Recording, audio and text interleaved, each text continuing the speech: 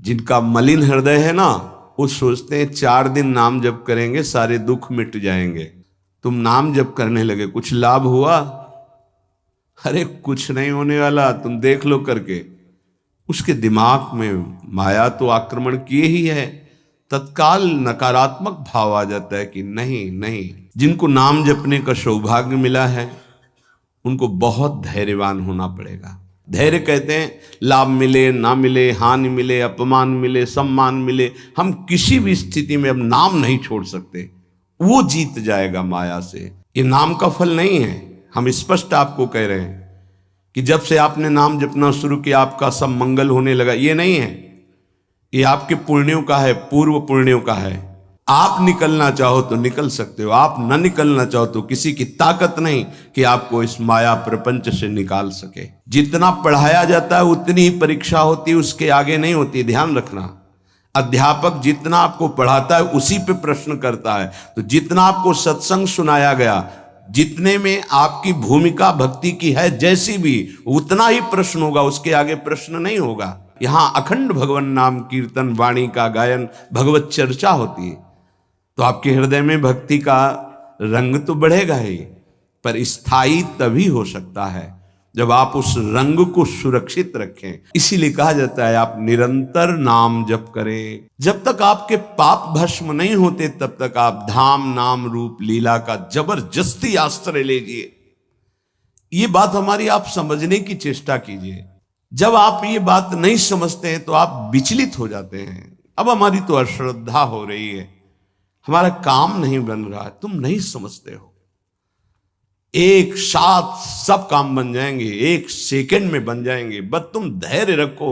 जब तक तुम्हारे पाप नष्ट नहीं होते तब तक तुम धैर्य रखो, फिर आगे का रास्ता तुम खुद भाग पड़ोगे प्रभु की तरफ।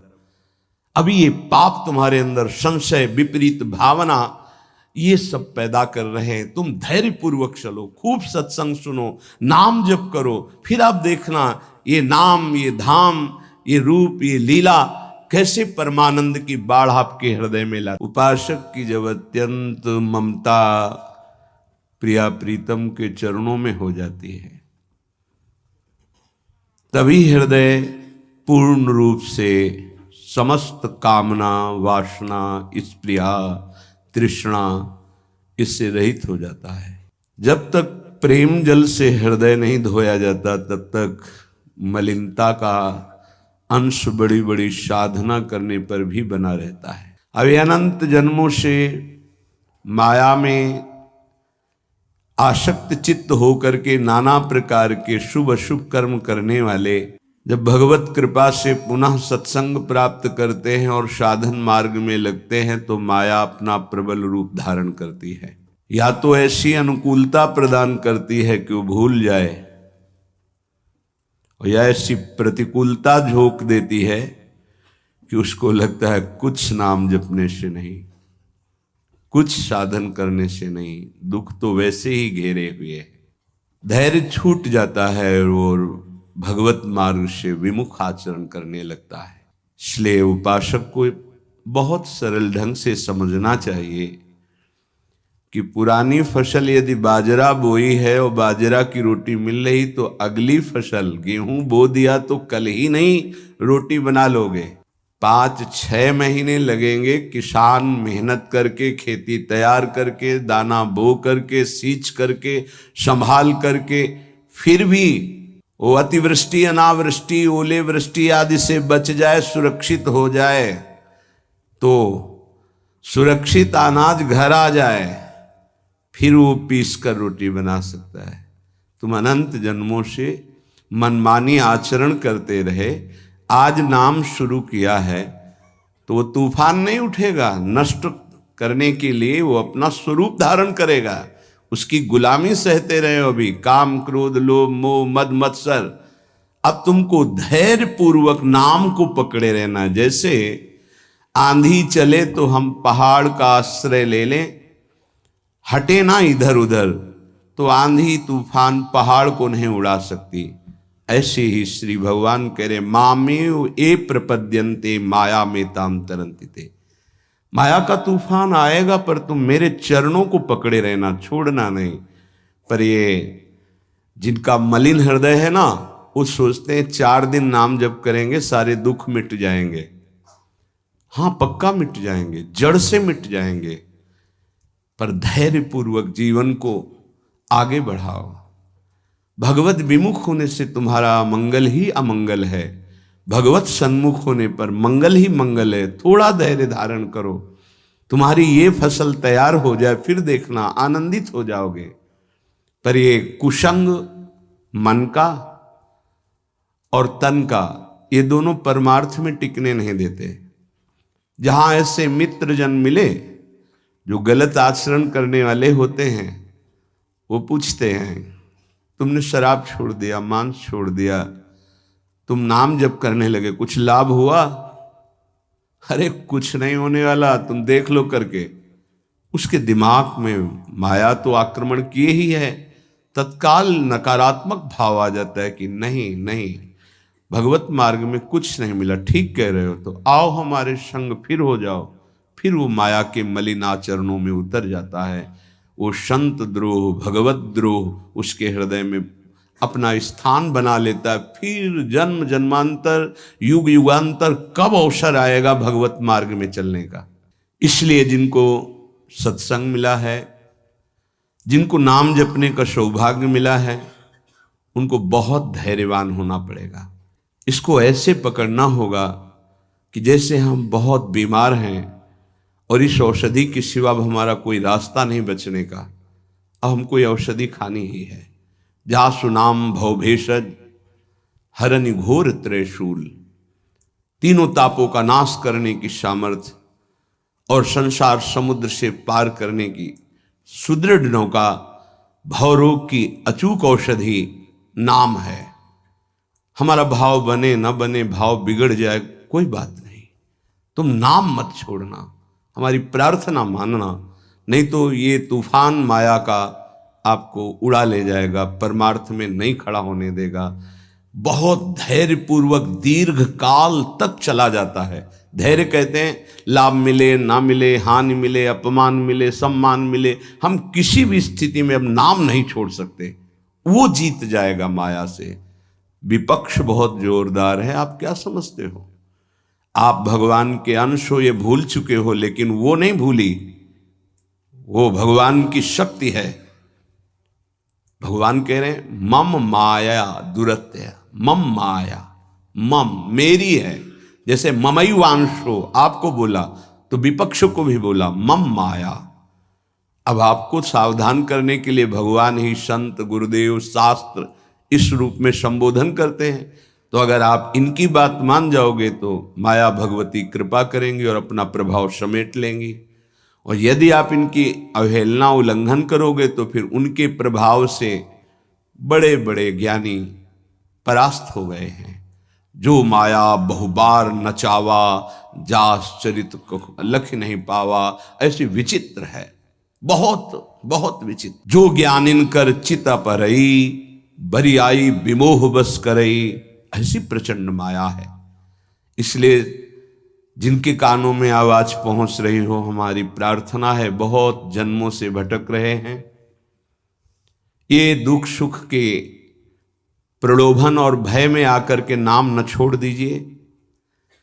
ऐसा भी हो सकता है कि नाम जपना शुरू करें, आपकी नौकरी लग जाए, आपका काम बन जाए, आपकी अनुकूलता बढ़ जाए। ये नाम का फल नहीं है, ध्यान रखना, ये नाम का फल नहीं है। हम स्पष्ट आपको कह रहे हैं कि जब से आपने नाम जपना शुरू किया आपका सब मंगल होने लगा, ये नहीं है। ये आपके पुण्यों का है, पूर्व पुण्यों का है। ये नाम आपको सामर्थ्य देखा, दुख और सुख दोनों सहकर परमानंद की प्राप्ति। ये विषयानंद नाम के फल से नहीं। आप नाम जपना शुरू किए, सब कुछ बिगड़ना शुरू हो गया, ये नाम का फल नहीं है। ये आपके पाप नष्ट हो रहे हैं। विवेक पूर्वक चलिए। अगर विवेक नहीं धारण करेंगे तो फिर सब मार्ग छूट जाएगा। विवेक इसी से उत्पन्न होता है, सत्संग से। जहां विवेक जागृत हुआ वो आपको टिका देगा परमार्थ में, नहीं तो बहुत बलवती भगवान की माया है। जब लोगों के विचार सुने तो लगता है कैसे निकल पाएंगे इस माया से। आप निकलना ना चाहे तो किसी की सामर्थ्य नहीं कि आपको निकाल सके। स्वयं श्री भगवान आपके हृदय में बैठे हैं। क्या हो रहा है? दुर्गति हो रही। क्यों? क्योंकि आप नहीं निकलना चाहते, इसलिए। भगवान हृदय में बैठे हैं, नहीं निकल पा रहे हो, बात मान लो। आप निकलना चाहो तो निकल सकते हो, आप न निकलना चाहो तो किसी की ताकत नहीं कि आपको इस माया प्रपंच से निकाल सके। इसलिए आपसे प्रार्थना है कि आप निकलने की कोशिश कीजिए। इसका बड़ा ही प्रलोभन और भुलावा प्रभाव है। प्रलोभन और भुलावा एक क्षण में भुला दे सारे ज्ञान विज्ञान को और अपने में आकर्षित कर दे, उसका नाम माया। ऐसे प्रलोभन फेंक दे कि जानबूझकर तुम भगवान को भूल जाओ और उन प्रलोभनों में लग जाओ, उसका नाम माया। सावधान हो जाइए। इसके प्रलोभनों में, इसके भोगों में आज तक कभी कोई सुखी और तृप्त नहीं हुआ। तुम्हें अब जो मार्ग मिला है ये तृप्ति का मार्ग है। तृप्त हो जाओगे, हाथ उठा के कहोगे अब कछुनाथ न चाहिए मोरे। देख लेना, चलो तो आगे।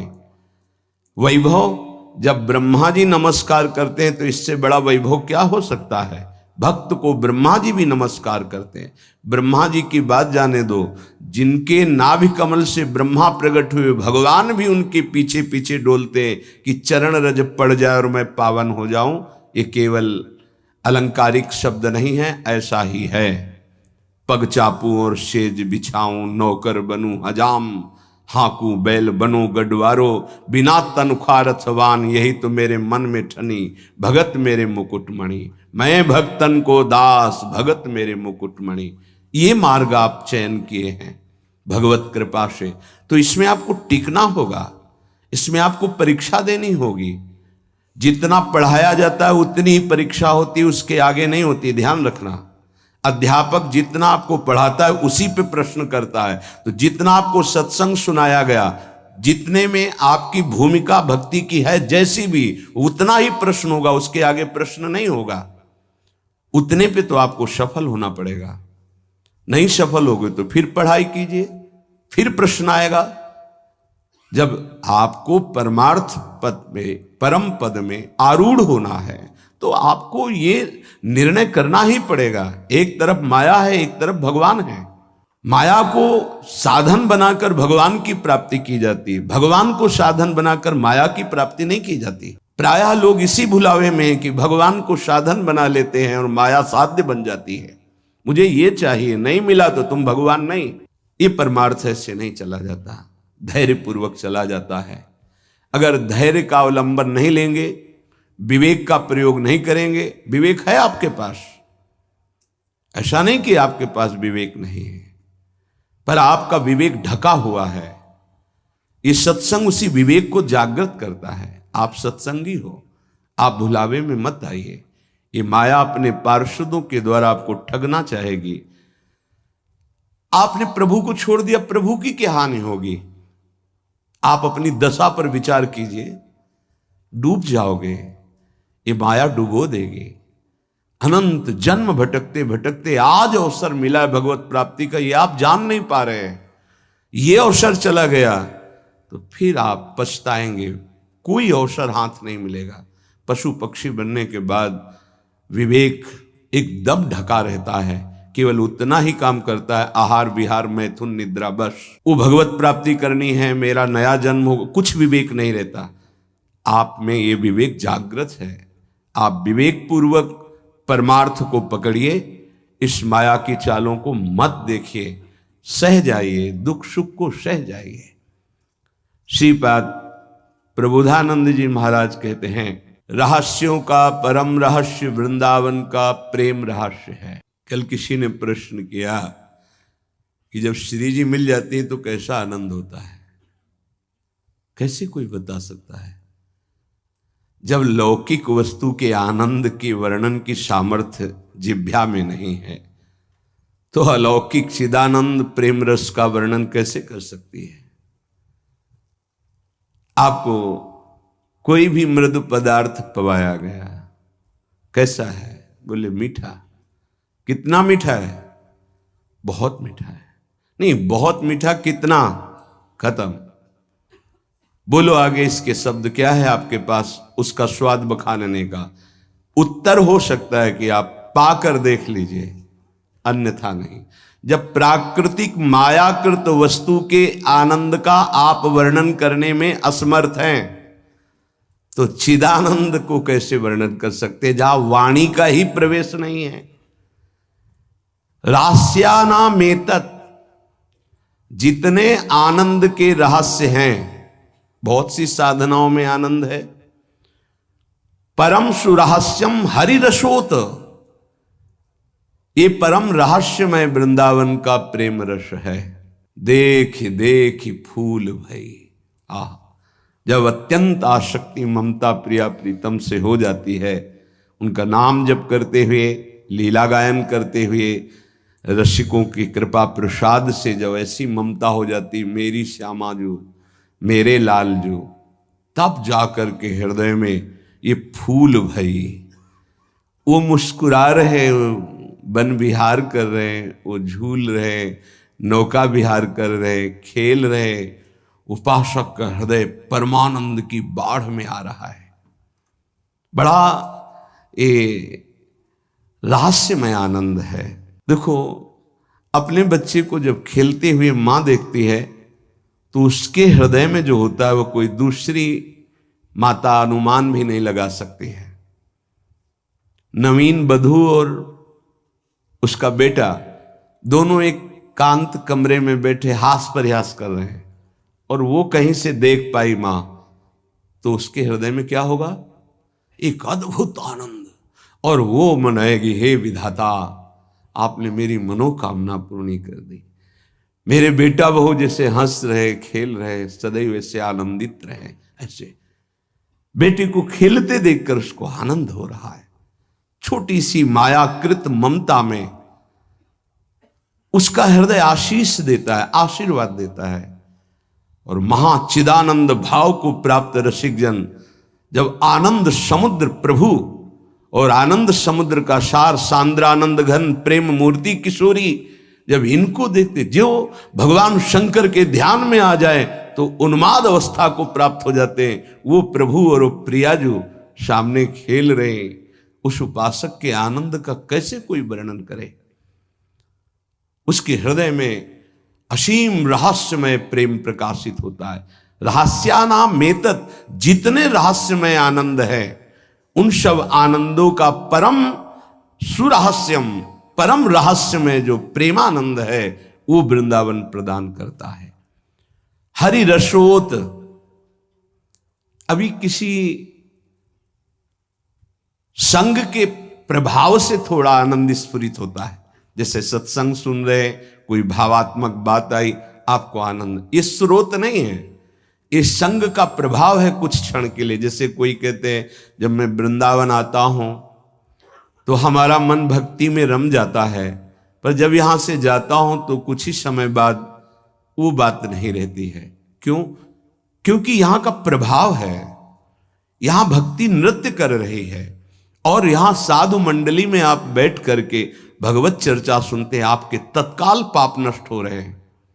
दरस परस अघनाश, आप दर्शन कर रहे हैं। आप सामूहिक रूप से बैठे हैं, इस सभा में आप ही नहीं बैठे हैं, इस सभा में प्रभु भी बैठे हैं। मदभक्ता यत्र गायन्ति तत्र तिष्ठामि नारदा, जहां मेरे भक्त मेरा गायन, यहां अखंड भगवान नाम कीर्तन वाणी का गायन, भगवत चर्चा होती है, तो आपके हृदय में भक्ति का रंग तो बढ़ेगा ही, पर स्थायी तभी हो सकता है जब आप उस रंग को सुरक्षित रखें, माया के रंग का प्रवेश ना पड़ पावे तब। इसीलिए कहा जाता है आप निरंतर नाम जप करें, रात दिन नाम का पहरा लग जाएगा तो माया प्रवेश ही नहीं करेगी। बात यह है, आपके अंदर जो धरोहर जागृत हुई, आपके अंदर थी, उसे जागृत की गई है सत्संग के द्वारा। अब आप मलिन ना होने पावे, पर्दा ना पड़ने पावे उस पर, उसके लिए पहरेदार रखना होगा कि अंदर माया प्रवेश ना करे। वो पहरेदार है नाम। नाम पाहरू दिवस निशी, रात दिन पहरा नाम का है। और ध्यान तुम्हार कपाट, प्रभु का ध्यान कर रहे हैं तो मानो दरवाजा बंद है, माया प्रवेश नहीं कर सकती। राधा वल्लभ लाल को हृदय ध्यान मुख नाम, तो माया प्रवेश ही नहीं कर सकती। अब आप चिंतन के लिए दरवाजा खुला रखे हैं, इंद्रियों के द्वार, खूब माया का चिंतन स्वतंत्र रूप से कर रहे हैं, नाम को भूले हुए, तो दुर्दशा तो हो ही जाएगी। परम आनंद की तरफ बढ़ने के लिए दरवाजा बंद करो इंद्रियों के, और नाम का पहरा बैठा दो। देखते हैं माया कैसे प्रवेश करती है। सर्वानामाश्चर्योन्मद रस, सर्वाश्चर्य में उन्माद आनंद का प्रकट करने वाला वृंदावन धाम है। पक्का ये कोई लिखा ही नहीं है, ऐसा है। रात दिन में कब कैसी वृत्ति चढ़ जाए कुछ पता नहीं चलता। कोई साधन की गाढ़ अवस्था नहीं, तत्काल गाढ़ अवस्था प्रदान करता है वृंदावन। सहस्त्रों बार ये अनुभव हुआ कि ये तो केवल वृंदावन की कृपा से, सहस्त्रों बार। सर्वानाम आश्चर्योन्मद रस विलासोत्सवमिदम, इदम वृंदावन विलासोत्सव। हमारे प्रिया प्रीतम का जो प्रेम रस विलास है, नव निकुंज अभिराम श्याम संग, नीको बन्यो समाज, जैसे हित हरिवंश विलास रास जुत, जोरी अविचल राज। यहां बड़े बड़ों का प्रवेश नहीं है, पर कृपा हो जाए तो तिनका भी प्रवेश कर जाए। इसीलिए अपने लोग जो किसी योग्य नहीं हैं, केवल कृपा से प्रवेश पा रहे हैं। ये बड़ा दुर्लभ है प्रिया प्रीतम का साक्षात्कार, प्रिया प्रीतम की सेवा, प्रिया प्रीतम का प्रेम। स्वारोचि नित्यानामति परम नित्योज्वलमिदम, जितने भी स्वयं प्रकाश नित्य चिदानंद आनंद हैं, उन सबको प्रकाशित करने वाला यह वृंदावन है। यहां तक कि प्रिया प्रीतम को भी अपने प्रेम रंग में रंग देता है वृंदावन। प्रिया प्रीतम भी वृंदावन के गुण गाते हैं श्रीमुख से, और वृंदावन के प्रेम में उन्मत्त हो जाते हैं, ऐसा वृंदावन। यदेतत् श्री वृंदावन में ही दृश्यो नंदयति नहा, अब तो मेरे नेत्र और मेरा हृदय केवल केवल वृंदावन का आश्रय लेकर आनंदित है। अनन्य आश्रय बहुत बड़ा बल होता है। जिसने वृंदावन का आश्रय ले लिया उसके लिए कुछ दुर्लभ नहीं है। देखो, एक बार पाप भस्म होने तक आप धैर्य धारण कीजिए।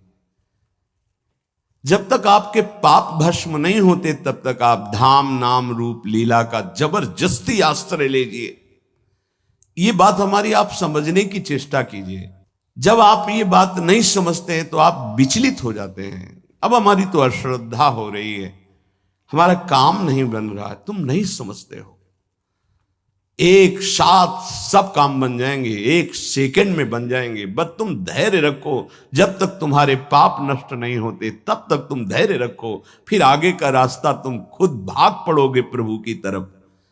अभी ये पाप तुम्हारे अंदर संशय, विपरीत भावना, ये सब पैदा कर रहे हैं। तुम धैर्य पूर्वक चलो, खूब सत्संग सुनो, नाम जप करो, फिर आप देखना ये नाम, ये धाम, ये रूप, ये लीला कैसे परमानंद की बाढ़ आपके हृदय में ला।